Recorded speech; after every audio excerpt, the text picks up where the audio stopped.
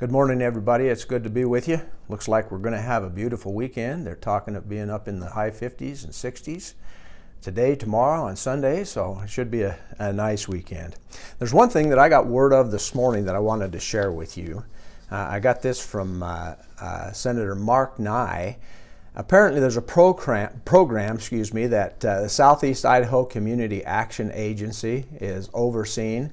It's called a Low-Income Home Energy Assistance Program.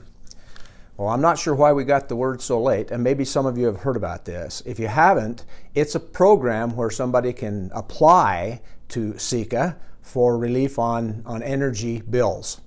But the deadline to apply is a week from today, the 19th of March. So that's the reason I'm bringing this up first. If there are any of you who would like to apply, or then if you can think of somebody who ought to be aware of this, I think it'd be a good idea to pick up the phone, send an email, send a text, whatever, and get people to look at this. I will have this posted on our website right after we get done here. It gives you who you contact, and again, it'll tell you that it expires. The deadline to apply for that is March 19th. So again, let's help get that word out. We'll post this so you can tell people where to go to get the information. So if they'd like to call and start an application, they can do that. Let me talk to you just for a minute about the legislature. I'm so grateful to all of you who've been pretty proactive this year with the legislature. There have been a lot of issues that have really been kind of hot button issues, and there still are. Don't get me wrong, we're not done, we're not through it. I'm feeling a little relief today because I've talked to you a lot about 1108 and asked you to call and contact particularly your senators. Well, yesterday 1108 got sent back to the amending orders, and we think that's probably the end of it. It's not necessarily, so we're keeping an eye on it, but it's had a bill number change 3 times. This is the 4th time it's been sent back to amending orders. So we're hoping that it will go away.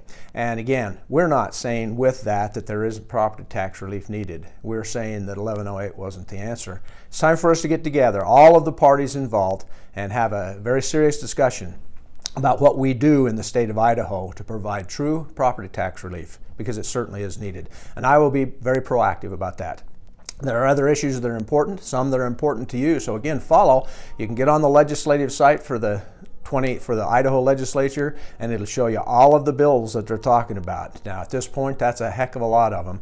It takes a while to go through them, but if there are those that you're concerned about, the next one that I'm pretty concerned about has to do with our urban renewal, because we have an urban renewal district that's getting ready to retire within the next couple of years, and we want to make sure that the things that happen with that are appropriate. We also have urban renewal districts that have the potential to be coming online, and they're making it just a little bit more difficult.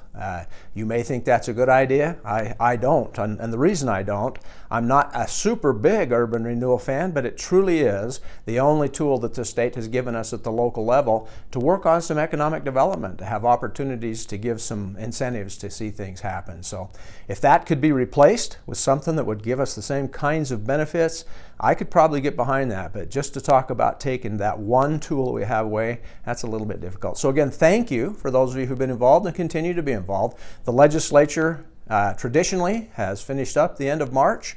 Whether that will happen this year or not, I don't know. There's a whole lot left to do. Matter of fact, there was a rumor the other day that they might actually adjourn to come back a little later in the year. And I think a little of that has to do with the fact that there's this new federal money that'll be coming in, and some of the legislature would like to be there and involved with deciding how that's distributed in the state. So keep an eye on that. We'll see how that works out. How many of you are aware that we had an election this week? I'm a little bit disappointed because of the turnout. It was low. And so I went and started looking at some numbers. You know, with the presidential election last year, Bannock County had an 85% turnout. That's really good, but I still wondered where the other 15% was, because this isn't all eligible voters. This is all registered voters. There's a lot of eligible voters that don't register. So only 85% of those who registered voted in the presidential election. Again, that sounds like a high number, and most of us think, well, 85%, that's pretty good. But my question always is, where were the other 15%? They registered to vote and then didn't vote. That's a concern. Well, we had an election this week to whether or not we should recall some school board members, and had a levy, a $9 point something million levy that was voted on. Now, I don't care what your position was, the fact that we had 14% of registered voters get out and vote. And the school district has let me know that that's about twice as many as usually vote in these school board and school bond elections. So can you believe 7-8% of people get out and decide who's going to make decisions at the school board level and whether or not we're going to approve a 9 million plus levy? Again, I'm concerned, and here we have 86% of our registered voters who didn't get out and vote. Now, again, thank you for those who did, but my goodness, folks, this is a really important issue. And you know, I get it that there's some discussion on a national level about voting integrity and whether that works. Folks, we don't have that here. Bannock County runs an excellent voting procedure, and our votes count. Your vote counts. So I'm just going to encourage you, as we have elections, make sure you get out and make your voice heard. We are a government of, by, and for the people, and that can only work at its highest level when we personally get involved. And voting is one of the most important things, but there are other things that we can do. So, folks, get yourselves educated and make sure you vote.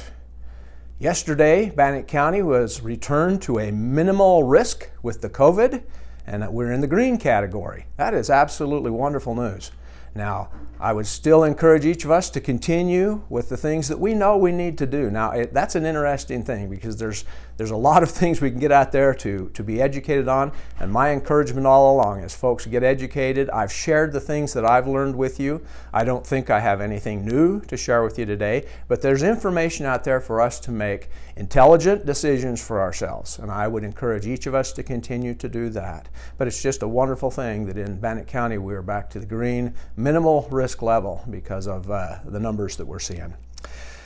Last thing I want to say is that I mentioned this last time. I want to make sure everyone understands and knows that our spring and summer activities are going forward. We are planning to have a full slate of activities. We should be getting addresses. No, they aren't addresses. Dates. We should be getting dates out there to you really soon to let you know what's going to happen, where, and when. And as soon as we have that together, we'll post that on our website so you can see it. But let's look forward to getting together and having some great activities this spring and summer. Just grateful to be with you, grateful for who each of you are. Continue the good work. Again, encourage your neighbors. Last thing I'm going to say again is with this help with energy, home energy.